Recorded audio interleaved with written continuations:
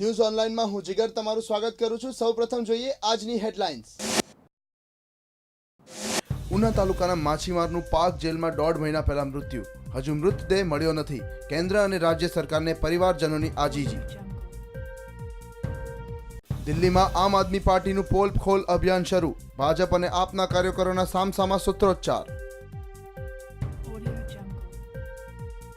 ગુજરાતમાં blood stem cell donor રજિસ્ટ્રીની શરૂઆત, અમદાવાદની જીનલ પટેલ પ્રથમ stem cell donor. Professor CNR Rao અને સચિન તેંડુલકરને ભારત રત્ન એનાયત, રાષ્ટ્રપતિ પ્રણવ મુખર્જીના હસ્તે એવોર્ડ આપવામાં આવ્યો। ગીર સોમનાથ જિલ્લાના ગરાળ ગામના માછીમારનું પાકિસ્તાનની જેલમાં મૃત્યુ થયું છે। તેમનો મૃતદેહ પરત મેળવવા પરિવારે બનતા બધા જ પ્રયત્નો કર્યા, છતાં હજુ સુધી રાજ્ય કે કેન્દ્ર સરકારે કોઈ પણ હકારાત્મક પ્રતિભાવ આપ્યો નથી। ઉના તાલુકાના ગરાળ ગામમાં માછીમાર ભીખુભાઈ શિયાળ 15 ઓક્ટોબર 2013ના રોજ પોરબંદરના દરિયામાં માછીમારી કરવા ગયા હતા। તે દરમિયાન પાકિસ્તાન મરીને તેમને બંદી બનાવી લીધા હતા। કોઈ કારણસર 19 ડિસેમ્બરના રોજ ભીખુભાઈનું મૃત્યુ થયું। આ સમાચારની જાણ ભારત ફિશનરીઝને 4 જાન્યુઆરીએ કરવામાં આવી। વેરાવળ ફિશનરીઝ ડિપાર્ટમેન્ટના અધિકારીઓએ ભીખુભાઈના પરિવારને સમાચાર આપ્યા હતા।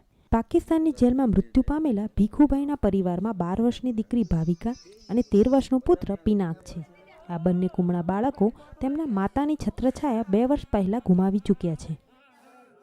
પોરબંદર માછ મારવા ટીપ કરવા જતા ને પાકિસ્તાન જેલમાં પકડાઈ ગયા ના ઓફ થઈ જાય એવા વાવડ આવ્યા અમને। કેટલા સમય પહેલા? 1.5 મહિનો થયો। 1.5 મહિનો થયો પછી એની બોડી લાવવા શું કર્યું તે? એને બોડી લાવવા સોનિયાબેન ને કાગળ લખ્યું કે અમારા પપ્પાની ડેડ બોડી વહેલી પુગાડી દઉં। તમને ખબર પડી તા પપ્પાને કેમ કરતા મૃત્યુ? એ અમને લખ્યું સોનિયાબેન મારા પપ્પાનું મોત કઈ રીતે થયું, તો જેમનો એનો જવાબ અમને મેલો નથી। મુખ્યમંત્રીને પણ અમને પત્ર લખ્યો પણ અમને કોઈને જવાબ નથી આપ્યો હજી। મૃત્યુને 1.5 મહિનાથી વધુ સમય વીતવા છતાં હજુ સુધી મૃતદેહ પરિવારજનોને મળ્યો નથી। આ અંગે મૃતક માછીમારના પુત્રી ભાવિકાએ યુપીએ અધ્યક્ષા સોનિયા ગાંધી અને મુખ્યમંત્રી મોદીને પત્ર લખ્યા છે, છતાં સોનિયા ગાંધી કે નરેન્દ્ર મોદી તરફથી કોઈ પ્રતિભાવ મળ્યો નથી। હા, સોમનાથની જાહેર સભામાં મુખ્યમંત્રી મોદી ભાવિકાનો પત્ર વાંચીને કેન્દ્ર સરકાર અને પાકિસ્તાન પર પ્રહાર કરવાનું નહોતા ચૂક્યા। પિતાનો મૃતદેહ પાછા લાવવાની આજીજી સાથે ભાવિકાએ પિતાના મૃત્યુનું કારણ જણાવવાની પણ માંગ કરી છે। भाविका की चिट्ठी मिली है। मैं आशा करता हूं कि दिल्ली की सरकार भाविका की इस चिट्ठी पर गौर करेगी। भाविका इसी समुद्र तट की एक बेटी है। 12 साल की उसकी आयु है। 3-4 साल का उसका छोटा भाई है। भाविका की मां का स्वर्गवास हो चुका है। 2 भाई बहनें हैं और उसके पिता रोजी रोटी कमाने के लिए समुंदर में गए हैं। મૃતક ભીખુભાઈની 12 વર્ષીય પુત્રીને અખબારના માધ્યમથી જાણવા મળ્યું હતું કે 3 ફેબ્રુઆરીના રોજ મૃતદેહને લાવવામાં આવશે, પરંતુ 3 ફેબ્રુઆરીનો આખો દિવસ પરિવારજનો રાહ જોતા રહ્યા, છતાં મૃતદેહ સોંપવામાં આવ્યો નહીં। વેરાવળ ફિશનરીઝ ડિપાર્ટમેન્ટના અધિકારીઓ સાથેની ટેલિફોનિક વાતચીતમાં આ અંગે પૂછતા તેમણે કહ્યું કે મૃતદેહ ક્યારે લાવવામાં આવશે તેની ચોક્કસ તારીખ કહી શકાય નહીં। મૃતક માછીમાર ભીખુભાઈના પરિવારજનો સતત આજીજી કરી રહ્યા છે કે તેમને મૃતદેહ સોંપવામાં આવે જેથી તેમના પાર્થિવ દેહને મુખાગ્નિ આપી શકાય। અત્યારે માહોલ એવો છે કે અત્યારે બધા રાહ જોઈને બેસતા મારા મામાની બોડી પાકિસ્તાન ઓફ થઈ ગયા, બરોબર। હવે એની સમાચાર આવ્યા અમને કે આ રીતનું બન્યું છે। હવે એ હજી બોડીની આ પહોંચી નથી। કાલ પરમદી સોમવારે હતું છાપામાં કે ભાઈ તમારી બોડી સોમવારે સોંપાય એમને, હજી અમને બોડી સોંપાણી નથી। ચોક્કસ અમને હજી જાણ નથી કરી। અમને એમ કીધું છાપામાં આવ્યું અત્યારે એ સરકારને એટલી વિનંતી છે કે અમને બોડી અમને જરીક વહેલી જ આપો। અત્યારે અમે રાહ જોઈને બેઠા છીએ। હા, બધા અમારો પરિવાર આખું, એના છોકરા 2 રોંધારા બની ગયા ત્યારે। એના મમ્મી 2 વર્ષ પહેલાં ઓફ થઈ ગયા હતા, બરોબર। પાકિસ્તાનની જેલમાં મૃત્યુ પામેલા ગુજરાતી માછીમારના બંને સંતાનો વયમાં નાના છે। માતા પિતાની છત્રછાયા ગુમાવી ચૂકેલા આ બાળકોના વિદ્યાભ્યાસ અને પાલન પોષણનું શું થશે તે પણ એક સવાલ ઊભો થાય છે। જો કે આગામી લોકસભાની ચૂંટણીનો જંગ જીતવામાં વ્યસ્ત બંને રાષ્ટ્રીય પક્ષોના સર્વેસર્વા નેતાઓ મોડે પણ એક સામાન્ય માણસ માટે જાગી જાય તો સારું છે। Bureau report news online Gir Somnath. દિલ્હીમાં આમ આદમી પાર્ટીએ પોલ ખોલ અભિયાન શરૂ કર્યું છે અને સૌપ્રથમ નિશાના પર આવ્યા છે ભાજપના નેતા અરુણ જેટલી. તેમના પર એવો આરોપ છે કે કેજરીવાલ સરકાર પડી જાય તે માટેના પ્રયત્નો અરુણ જેટલી કરી રહ્યા છે. તો પાર્ટીએ 1 મહિનામાં કરેલા કાર્યોને પણ આ અભિયાન દ્વારા લોકો સુધી પહોંચાડવાનો નિર્ધાર કર્યો છે. દિલ્હીમાં ફરી આમ આદમી પાર્ટી વિવાદમાં છે. વિવાદનું કારણ છે પાર્ટીનું પોલ ખોલ અભિયાન. આમ આદમી પાર્ટીએ આ અભિયાનની શરૂઆત કરી ભાજપના નેતા અરુણ જેટલીના ઘરેથી. મોટી સંખ્યામાં આપના કાર્યકરોએ જેટલીના ઘર આગળ દેખાવો કર્યા. જેટલી વિરુદ્ધ નારા પણ લગાવ્યા. આમ આદમી પાર્ટીનો આરોપ છે કે અરુણ જેટલી નરેન્દ્ર મોદી અને હર્ષવર્ધન કેજરીવાલની સરકારને પાડવાના પ્રયાસો કરી રહ્યા છે. બીજી તરફ ભાજપના કાર્યકર્તાઓ પણ જેટલીના ઘરે પહોંચી ગયા અને આપ સામે દેખાવ શરૂ કર્યા. માહોલ એવો હતો કે બેરિકેડિંગ એક તરફ આપના કાર્યકર્તાઓ જેટલી વિરુદ્ધ નારા લગાવતા હતા તો બીજી તરફ કેજરીવાલ વિરુદ્ધ ભાજપના કાર્યકર્તાઓ નારેબાજી કરતા હતા. પોલખોલ અભિયાન અંતર્ગત આપના કાર્યકર્તાઓ સમગ્ર દિલ્હીમાં ફરશે અને દિલ્હીવાસીઓને જણાવશે કે એક જ મહિનામાં પાર્ટીએ કેટલા કાર્યો કર્યા છે. તો પાર્ટી વિરુદ્ધ ષડયંત્ર રચીને બદનામી કરનારા વિરોધીઓને પણ આપના કાર્યકર્તાઓ લોકો સમક્ષ ખુલ્લા પાડશે. આમ આદમી પાર્ટીએ અરુણ જેટલીના રાજીનામાની માંગ કરી છે અને કાનૂની કાર્યવાહી કરવાનું જણાવ્યું છે. બીજી તરફ ભાજપનો જવાબ છે કે અગર અરુણ જેટલી આપની સરકાર પાડવાના પ્રયાસોમાં સક્રિય જણાય તો કેજરીવાલ સરકારે તેના પુરાવા પૂરા પાડવા જોઈએ. જો 48 કલાકમાં પુરાવા ન આપી શકે તો કેજરીવાલે રાજીનામું આપી દેવું જોઈએ. આ સમયે ભાજપના કાર્યકર્તાઓ સાથે સ્મૃતિ ઈરાની પણ સામેલ હતા. તેમણે આમ આદમી પાર્ટી પર કટાક્ષો કર્યા કે ભ્રષ્ટાચારના મુદ્દે આપના કાર્યકર્તાઓ શીલા દીક્ષિત અને સોનિયા ગાંધી સામે કેમ દેખાવ કરતા નથી. Bureau report news online Ahmedabad. ક્રિકેટના મેદાનમાં અને પ્રયોગશાળામાં પોતપોતાની નિપુણતા સાબિત કરનાર બે મહાન વિભૂતિઓને આજે ભારત રત્ન પુરસ્કારથી નવાજવામાં આવ્યા. આ યાદીમાં એક નામ છે સચિન તેંડુલકર અને બીજું નામ છે પ્રોફેસર CNR રાવ. આજે ભારતની બે મહાન હસ્તીઓને સર્વોચ્ચ નાગરિક સન્માન ગણાતા ભારત રત્ન પુરસ્કારથી નવાજવામાં આવ્યા. રાષ્ટ્રપતિ પ્રણવ મુખર્જીએ ક્રિકેટના મહાન ખેલાડી સચિન તેંડુલકર અને જાણીતા વિજ્ઞાની CNR રાવને ભારત રત્નથી નવાજ્યા હતા. આ એવો પ્રથમ મોકો છે કે દેશમાં 5 વર્ષ પછી કોઈને ભારત રત્ન પુરસ્કાર મળ્યો હોય.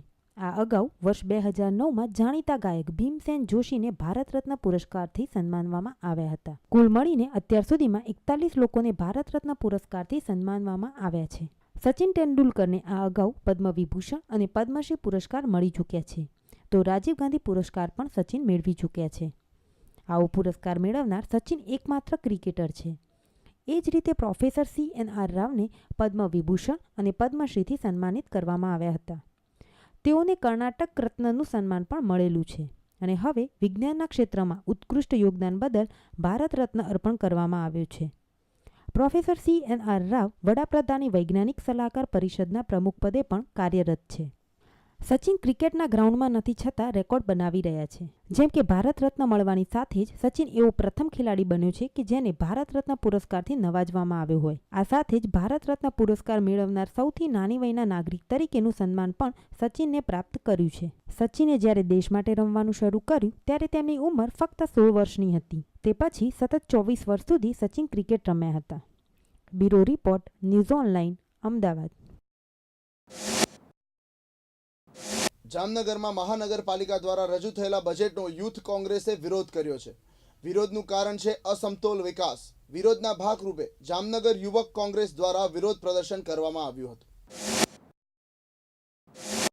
જામનગર મહાનગરપાલિકા દ્વારા રજૂ કરવામાં આવેલા બજેટના વિરોધમાં શહેર યુથ કોંગ્રેસ શહેરમાં લાલ બંગલા સર્કલ ખાતે ધરણાનો કાર્યક્રમ યોજ્યો હતો.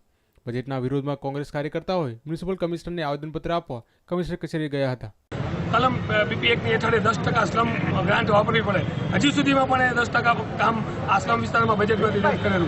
જામનગરની પ્રજાને ગુમરાહ કરે છે ભાજપ શાસિત કોર્પોરેશન દ્વારા અને છાપામાં ચમકવા માટે મોટા મ્યુનિસિપલ કમિશનર કચેરીમાં હાજર ન હોતી યુથ કોંગ્રેસ દ્વારા કમિશનર વિરુદ્ધ સૂત્રોચ્ચાર કરવામાં આવ્યા હતા અને કાર્યકર્તાઓએ દેખાવ યોજ્યા હતા.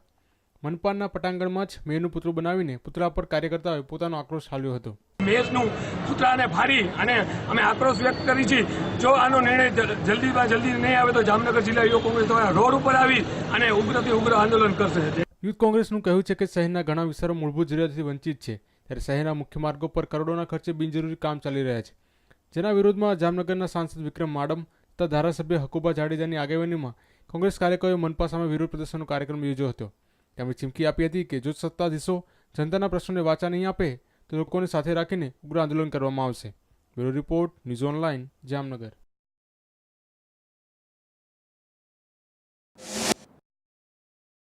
ગુજરાત હાઉસિંગ બોર્ડ દ્વારા અમલમાં મુકાયેલી રહેણાંક મકાનોની યોજના અંતર્ગત જામનગરના સાધના કોલોની વિસ્તારમાં LIG 1 તેમજ LIG 2 પ્રકારના મકાનોનું બાળ કલ્યાણ મંત્રી વસુબેન ત્રિવેદીના હસ્તે ખાતમુહૂર્ત કરવામાં આવ્યું હતું. આ કાર્યક્રમમાં વાસણભાઈ આહિરે પણ હાજરી આપી હતી. મુખ્યમંત્રી ગૃહ આવાસ યોજના હેઠળ જામનગરના સાધના કોલોની વિસ્તારમાં 548 મકાનોના બાંધકામનું બાળ વિકાસ મંત્રી વસુબેન ત્રિવેદીના હસ્તે ખાતમુહૂર્ત કરવામાં આવ્યું. આ પ્રસંગે મંત્રી વાસણભાઈ આહિર પણ ઉપસ્થિત રહ્યા હતા. સાથે જ જામનગરના મેયર દિનેશ પટેલ તેમજ મોટી સંખ્યામાં શહેરના નાગરિકોએ આ કાર્યક્રમમાં હાજરી આપી હતી. હાઉસિંગ બોર્ડને જે એક વખતમાં પગાર કરવાના પણ વાદા હતા એવા બોર્ડને માનનીય મુખ્યમંત્રીશ્રીએ પુનઃજીવિત કરીને લગભગ 50 કરોડ રૂપિયાની ફાળવણી મકાનો બનાવવા માટે કરી છે. આમ આદમી માટે ઘરનું ઘર સપનું બની ગયું છે, ત્યારે મુખ્યમંત્રી ગૃહ આવાસ યોજનાના અમલીકરણથી ગરીબ લોકોને ઓછા પૈસે સારા મકાનો મળશે એવું સ્વપ્ન રાજ્ય સરકાર દ્વારા સેવવામાં આવ્યું છે. મહત્વનું છે કે ગત વિધાનસભાની ચૂંટણીમાં કોંગ્રેસે ઘરના ઘરનો મુદ્દો ઉઠાવતા ભાજપે ગુજરાત હાઉસિંગ બોર્ડને પુનઃજીવિત કરીને લોકોને સસ્તા ઘર આપવાની યોજના અમલમાં મૂકી છે. Bureau report, news online, Jamnagar. અખિલ ભારતીય પ્રાથમિક શિક્ષણ સંઘ દ્વારા શિક્ષા યાત્રાનું આયોજન કરવામાં આવ્યું. સોમનાથથી શરૂ થયેલી શિક્ષા યાત્રા જામનગર ખાતે આવી પહોંચી હતી. અખિલ ભારતીય પ્રાથમિક શિક્ષણ સંઘ દ્વારા શિક્ષણ જાગૃતિ માટે શિક્ષા યાત્રાનું આયોજન કરવામાં આવ્યું છે. આ યાત્રા સોમનાથથી માંગરોળ, દ્વારકા, ભાટિયા, ખંભાળિયા જેવા ગામોમાં થઈ જામનગર પહોંચી હતી. જામનગર તાલુકા પ્રાથમિક શિક્ષક સંઘ દ્વારા સભાનું આયોજન કરવામાં આવ્યું હતું. સભામાં ગુજરાત બાળ કલ્યાણ મંત્રી વસુબેન ત્રિવેદી તેમજ જિલ્લા પ્રમુખ PB વસોયા ઉપસ્થિત રહ્યા હતા. જામનગરના માર્ગો પરની યાત્રામાં જિલ્લાભરના 1300 જેટલા શિક્ષકો જોડાયા હતા. આ યાત્રાનું આયોજન શિક્ષણ પ્રત્યે લોકજાગૃતિ માટે કરવામાં આવ્યું છે.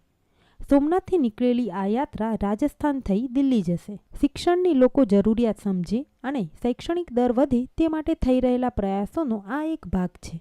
Bureau report, news online, Jamnagar. Cancer રોગ સામે લડત આપવા માટે ગુજરાતીઓ પણ હવે આગળ આવી રહ્યા છે. લ્યુકેમિયા રોગ સામે બ્લડ સ્ટેમ સેલ સારવાર કારગત નીવડે છે. ગુજરાતમાં blood stem cell donor registry શરૂ કરવામાં આવી છે. અમદાવાદના જીનલ પટેલ ગુજરાતના સર્વપ્રથમ બ્લડ સ્ટેમ સેલ ડોનર બન્યા છે. કેન્સરના રોગનું નામ સાંભળતા જ પહેલાં લોકો ડરી જતા હતા.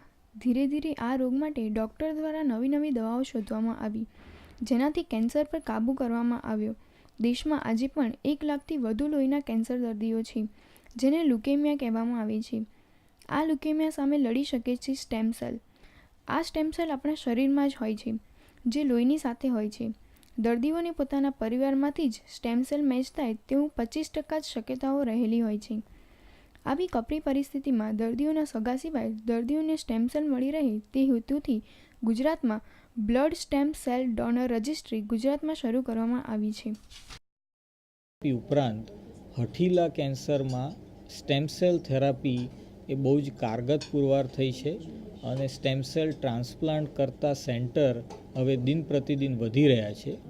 એ નિમિત્તે આજે હું દર્શક મિત્રોને પણ અપીલ કરીશ કે વોલન્ટરી સ્ટેમ સેલ ડોનર તરીકે એ લોકો પોતાની જાતને રજિસ્ટર કરાવે. જેમ કે મેં ગઈકાલે દાત્રી નામની રજિસ્ટ્રીમાં મારી જાતને રજિસ્ટર કરી છે. રજિસ્ટ્રેશન ખર્ચ નોર્મલી કેટલો હોય છે? આમાં હા, દાત્રીમાં કે કોઈ પણ આવી રજિસ્ટ્રીમાં રજિસ્ટર કરવા માટે જે સ્ટેમ સેલ ડોનરે પોતે કોઈ પણ ચાર્જ ભરવો પડતો નથી. ડોનર માટે આ કમ્પ્લીટલી ફ્રી છે.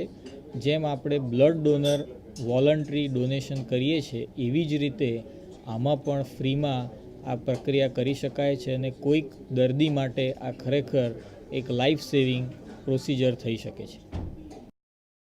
ગુજરાત યુનિવર્સિટીમાં CA કરતી જીનલ પટેલ બની છે પ્રથમ સ્ટેમ સેલ ડોનર. આ અંગે જીનલ પટેલ પોતાના વિચારો ન્યૂઝ ઓનલાઈન સાથે વ્યક્ત કર્યા હતા. એક્સપિરિયન્સ બહુ સારો હતો અને એક સારી ઓપોર્ચ્યુનિટી છે કે કોઈની લાઈફ સેવ કરવા માટે, આપણા લીધે કોઈની લાઈફ બચે છે. તો આઈ થિંક કે સ્ટેમ સેલ્સ ડોનેટ કરવા જોઈએ. તમે શું મેસેજ આપવા માંગો તમારી જેવા બીજા યુવાનો? હા, કે તમે લોકો બી રજિસ્ટ્રેશન કરાવો દાત્રીમાં કે બીજી કોઈ બી રજિસ્ટ્રીમાં. અત્યારે તો એક જ છે એટલે એમાં જ, અને પછી ડોનેટ બી કરો if you got a match. દેશમાં સ્ટેમ સેલ રજિસ્ટ્રી ન હોવાથી વિદેશથી સ્ટેમ સેલ મંગાવવાનો ખર્ચ લગભગ 20 લાખ જેટલો થાય છે. ડોનર પોતાના સ્ટેમ સેલ 5 દિવસથી સામાન્ય પ્રક્રિયા દ્વારા કોઈપણ દર્દીને આપી શકે છે અને તેની સંપૂર્ણ માહિતી ગુપ્ત રાખવામાં આવે છે. આ સ્ટેમ સેલના દાનથી આપણે કોઈની જિંદગી બચાવી શકીએ છીએ.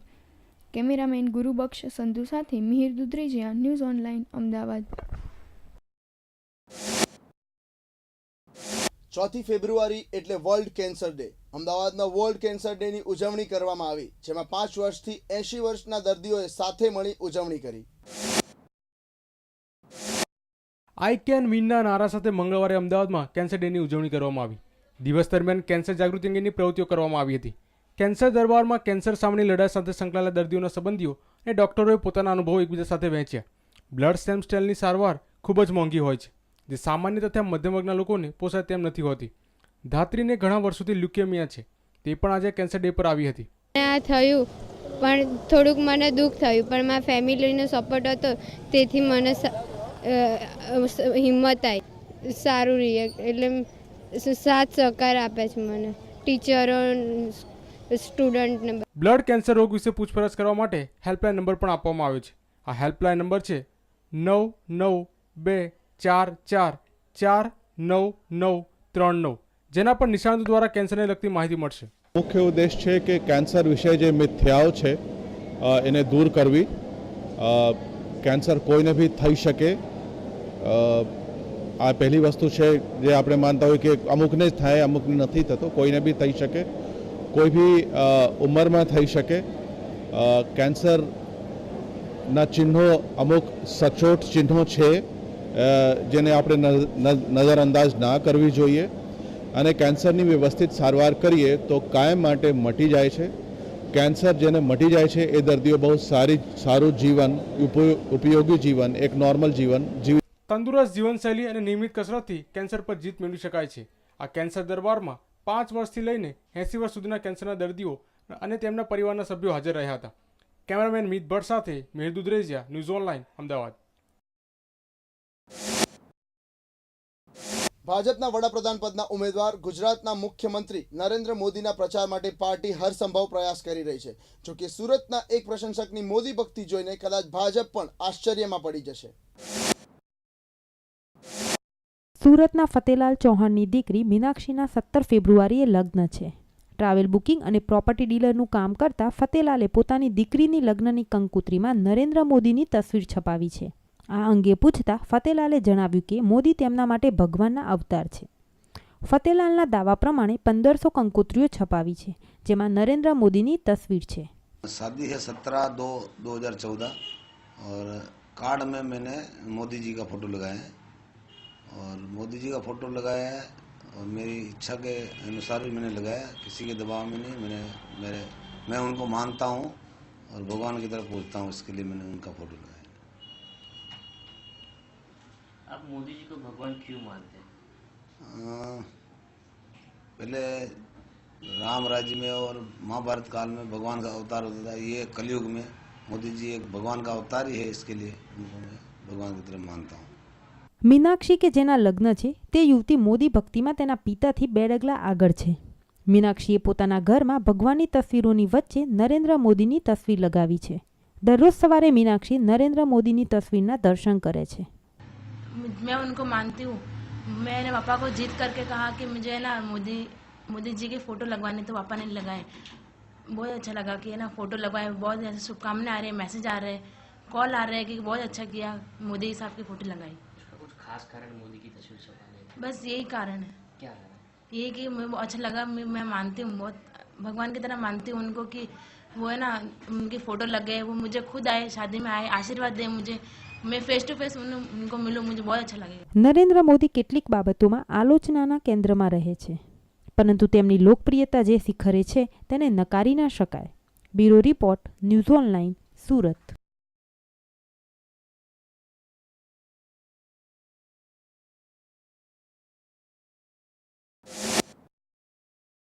તો આ હતા આજના મુખ્ય સમાચાર. ફરી મળીશું. જોતા રહો ન્યૂઝ ઓનલાઇન.